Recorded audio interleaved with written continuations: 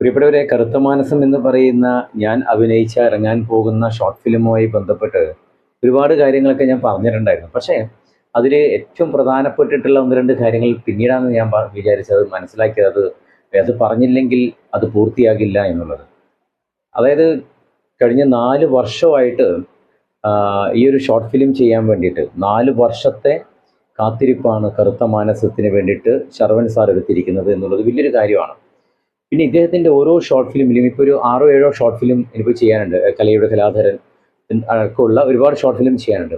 ഓരോ ഷോർട്ട് ഫിലിമിലും ഒരു മനോഹരമായിട്ടുള്ള ഗാനം, ഇദ്ദേഹം തന്നെ രചിച്ച മനോഹരമായിട്ടുള്ള ഗാനം ഓരോ ഷോർട്ട് ഫിലിമുണ്ട്. അതൊന്നും മറ്റൊരു ഷോർട്ട് ഫിലിമൊന്നും ഞാൻ കണ്ടിട്ടില്ല. ഓരോ ഇതിലും വർക്കിലും അദ്ദേഹത്തിൻ്റെ ഒരു ഗാനം അതൊരു സിഗ്നേച്ചറാണ്. സി എനിക്കെടുത്ത് പറയാനുള്ളത്, ഈ ഒരു ഷോർട്ട് ഫിലിമിൽ എന്നെ കാസ്റ്റ് ചെയ്യുന്ന സമയത്ത് എപ്പോഴും എനിക്കൊരു ഇൻ്റർവ്യൂവുമായി ബന്ധപ്പെട്ടത് ഞാൻ കഴിഞ്ഞ വീഡിയോയിൽ പറഞ്ഞതാണ്. കാസ്റ്റ് ചെയ്യുന്ന സമയത്ത് എന്നോട് പറഞ്ഞിരിക്കുന്നത് 3 ദിവസത്തെ വർക്കാണ് സുമിത്തെ. എൻ്റെ ടൈമിംഗ് എന്ന് പറയുന്നത് പക്ക ടൈമിംഗ് ആണ്. അതായത് ഫുള്ളി ഔട്ട്ഡോർ ആയിട്ടുള്ള ഷൂട്ടാണ് ഈ ഒരു ഷോർട്ട് ഫിലിം എന്ന് പറയുന്നത്, കറുത്ത മാനസം.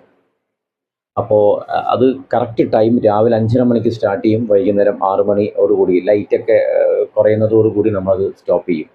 ഇങ്ങനെയാണ് ഷെഡ്യൂളൊക്കെ വെച്ചിരിക്കുന്നത്. പക്ഷേ എനിക്ക് ഞാനൊരു ആങ്കറാണ്. ആ സമയത്ത് എനിക്ക് മിനിസ്റ്ററൊക്കെ പങ്കെടുക്കുന്ന ഒരു പ്രോഗ്രാം ആങ്കറിങ് ചെയ്യാനുണ്ടായിരുന്നു. അപ്പോൾ എനിക്ക് ആദ്യത്തെ ഞാൻ 3 ദിവസം ആദ്യം ഉണ്ടാവുമെന്ന് പറഞ്ഞാണ്. പക്ഷെ അപ്പോഴാണ് ഇങ്ങനൊരു ഒഴിച്ചുകൂടാൻ പറ്റാത്ത ഒരു വർക്ക് വന്നപ്പോൾ ഞാൻ സാറിനോട് പറഞ്ഞു, സാറേ എനിക്കിങ്ങനെ ഒരു ബുദ്ധിമുട്ടുണ്ട്, എനിക്ക് അതിനൊരു സമയം അനുവദിച്ച് തരണം എന്ന് പറഞ്ഞപ്പോൾ എന്നോട് പറഞ്ഞു, ഓക്കെ സുമിത്ത് അത് സൗകര്യം പോലെ കൂടി നോക്കിയിട്ട് വന്നോളൂ എന്ന് പറഞ്ഞു. അതായത് വരണം എന്നോ ഒന്നും പറഞ്ഞിട്ടില്ല, സൗകര്യം നോക്കിയിട്ട് വരണം എന്നുള്ള രീതിയിലാണ് പറഞ്ഞത്. അങ്ങനെ ഞാൻ ഈ ഷോർട്ട് ഫിലിം ലാസ്റ്റ് ഡേ 3-ാമത്തെ ദിവസം എനിക്ക് ഈ 3 ദിവസം നിൽക്കാൻ പറ്റിയില്ല. ആ ഒറ്റ ദിവസം എനിക്ക് നിൽക്കാൻ പറ്റിയിട്ടുള്ളൂ. എന്നോട് പറഞ്ഞു കൃത്യം 4 മണിയാകുമ്പോൾ സെറ്റിലെത്തണം എന്നൊക്കെ പറഞ്ഞു. പക്ഷേ എനിക്ക് തലേദിവസം ഞാൻ പറഞ്ഞല്ലോ, മിനിസ്റ്റർ ഒരു പ്രോഗ്രാം ഉണ്ട്, അത് കഴിയുമ്പോൾ തന്നെ ഒരുപാട് ലേറ്റായി. അത് കഴിഞ്ഞ് ഞാൻ വീട്ടിലേക്ക് വന്ന് പിന്നെ എനിക്ക് ഉറപ്പില്ല. കാരണം എനിക്ക് കാരണം 3 ദിവസം അനുവദിച്ചതിൽ ലാസ്റ്റ് ഒരു ദിവസമായി. ലാസ്റ്റ് പിന്നീടാണ് ഞാൻ അറിയുന്നത്, ഈ 2 ദിവസം കൊണ്ട് ഇത് പേക്കപ്പ് ആക്കാൻ വേണ്ടിയിട്ടൊക്കെ പ്ലാൻ ചെയ്തിരുന്നു സാറ്. കാരണം അത് അദ്ദേഹത്തിൻ്റെ ഒരു ഒരു ചിന്താഗതിയല്ല, അദ്ദേഹത്തിൻ്റെ സ്റ്റൈൽ അങ്ങനെയാണ്.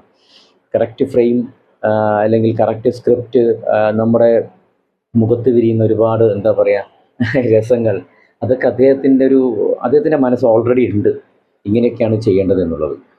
അങ്ങനെ ഞാൻ രാത്രി വീട്ടിലെത്തി അവിടെ നിന്നും ശരിക്കും പറഞ്ഞാൽ ഉറങ്ങിയിട്ടില്ല. രാവിലെ പുലർച്ചെ 3 മണിക്ക് എഴുന്നേറ്റ്, ഞാൻ താമസിക്കുന്ന മണക്കാടാണ്, തിരുവനന്തപുരം ജില്ലയിൽ. 3 മണിക്ക് എഴുന്നേറ്റ് 3:30 മണിക്ക് നല്ല മഴയുമാണ്, ഒരു രക്ഷയില്ലാത്ത മഴയായിരുന്നു. 3:30 എഴുന്നേറ്റ് ഡ്രസ്സൊക്കെ എടുത്തിട്ട് ഞാൻ ഇവിടുന്ന്, എനിക്ക് തോന്നുന്നു ഒരു 3:45 ഒക്കെ ആകുമ്പോഴാണ് ഞാൻ ഇവിടുന്ന് അരുവിപ്പുറം എന്ന് പറയുന്ന സ്ഥലത്തേക്ക് പോകുന്നത്. പുലർച്ചെ ഒരു റോഡൊക്കെ വിജനമായിട്ടൊരു സമയമായിരുന്നു. അങ്ങനെ ഞാൻ അവിടെ ഒരു 4:30 മണിക്ക് 4:30 4:45 ഞാൻ ശരിക്കും പറഞ്ഞാൽ അരുവിപ്പുറം, കാരണം എനിക്ക് കറക്റ്റ് സ്ഥലം അറിയാത്തത് കൊണ്ട്, പുലർച്ചെ സമയത്ത് പോകുന്നത് കൊണ്ട് ഒരുപാട് ലേറ്റായി. 4:45 എത്തി. അങ്ങനെ ഈ സമയം ഞാൻ പിന്നീട് മനസ്സിലാക്കുന്നത്, തൊട്ട് തലേ ദിവസം രാത്രി ഓരോ മണിക്കൂർ കൂടുമ്പോഴും സാറ് പുറത്തേക്ക് വന്നിട്ട് എന്നെ ഒരുപാട് പ്രതീക്ഷിച്ചിരിക്കുന്നു എന്നുള്ളതായിരുന്നു. പിന്നീട് നമ്മൾ സംസാരത്തിൽ ഇതൊക്കെ മനസ്സിലാക്കിയത്. അങ്ങനെ രാവിലെ എത്തി, സാർ എന്നെ കെട്ടിപ്പിടിച്ച് എന്നോട് പറഞ്ഞു, എന്തായാലും ഒരുപാട് സന്തോഷം സുഹൃത്തെ, ഒരു ദിവസമാണെങ്കിൽ ഒരു ദിവസം നീ പറഞ്ഞ സമയത്ത് കൃത്യമായിട്ട് വന്നു, നീ ചെയ്തല്ലോ, ഒരുപാട് സന്തോഷം എന്നുള്ളതൊക്കെ പറഞ്ഞു. അങ്ങനെ അപ്പോൾ തന്നെ നമ്മളൊരു 6:30 മണിയോടുകൂടി ലൊക്കേഷനിലേക്ക് എത്തുന്നു. പിന്നീട് ഞാൻ പറഞ്ഞില്ലേ, ഫുൾ വെള്ളത്തിലാണ് ഇതിൻ്റെ ഷൂട്ട് എന്ന് പറയുന്നത്. അങ്ങനെ ഫുള്ളി ഔട്ട്ഡോറിൽ ചെയ്ത് ചെയ്തൊരു സംഭവമാണ്. അപ്പം നമ്മൾ ചിലപ്പോഴെങ്കിലും ഈ വെള്ളത്തിൽ നിന്ന് ചെയ്യുമ്പോൾ, സാറ് ഇങ്ങനെ ചെയ്തോട്ടെ എന്നൊക്കെ ചോദിക്കുമ്പോൾ സാറ് പറഞ്ഞിട്ടുണ്ട്, നോ, എൻ്റെ ഒരു ഫ്രെയിമിൽ എനിക്കൊരു എന്താ പറയുക, എൻ്റെ ഒരു സ്റ്റൈലുണ്ട്, ആ സ്റ്റൈലാണ് എനിക്ക് വേണ്ടത്, അത് ഞാൻ പറയും.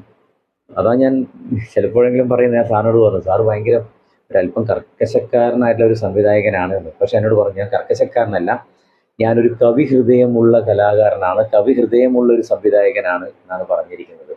യഥാർത്ഥത്തിൽ അദ്ദേഹത്തിൻ്റെതായിട്ടുള്ള ഒരു സ്റ്റൈലുണ്ട്.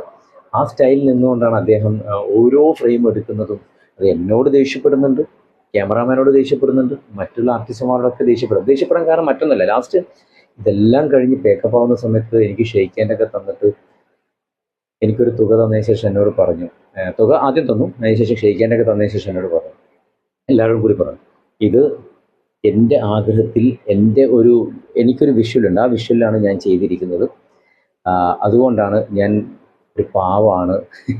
എൻ്റെ ഈ ദേഷ്യവും എൻ്റെ സംസാരം ഒന്നും കേട്ടിട്ട് ഒരിക്കലും എന്നോട് ദേഷ്യവും ഒന്നും തോന്നാൻ പാടില്ല, ഇയാളെന്താ ഇങ്ങനെ എന്നുള്ള അങ്ങനെയൊന്നും തോന്നാൻ പാടില്ല.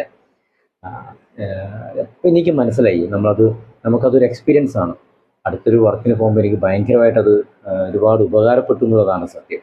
അങ്ങനെ ഈ ഒരു കറുത്ത മാനസത്തിൽ പറയാൻ ഒരുപാട് നിരവധി സംഭവങ്ങളുണ്ട്. ഒരിക്കലും മറക്കാത്ത അത്രയും മനോഹരമായിട്ടുള്ള ലൊക്കേഷനായിരുന്നു യഥാർത്ഥത്തിൽ കറുത്ത മാനസം. വെള്ളത്തിൽ ഇരുന്നുകൊണ്ട് ഓരോ കാര്യങ്ങളൊക്കെ കൃത്യമായിട്ട് ഇങ്ങനെ പറഞ്ഞുകൊണ്ടിരിക്കുന്നു, ചെയ്തുകൊണ്ടിരിക്കുന്നു, ഓരോ നമുക്ക് പറഞ്ഞു തരുന്നു. അതൊക്കെ ഭയങ്കര രസമായിരുന്നു.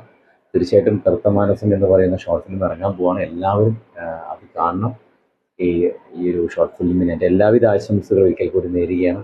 ഒരിക്കൽ കൂടി ഞാൻ പറയട്ടെ, കർക്കശക്കാരനായ സംവിധായകനല്ല, കവിഹൃദയമുള്ള ഒരു സംവിധായകനാണ് യഥാർത്ഥത്തിൽ ശരവൺ സാറും. ഇനിയും ഒരുപാട് ഷോർട്ട് ഫിലിമുകൾ വരാനുണ്ട്. ഒരു വലിയൊരു സിനിമ എന്ന് പറയുന്നത് കൂടി അദ്ദേഹത്തിൻ്റെ വലിയൊരു ആഗ്രഹമാണ്. അതെല്ലാം തയ്യാറായി വെച്ചിട്ടുണ്ട്.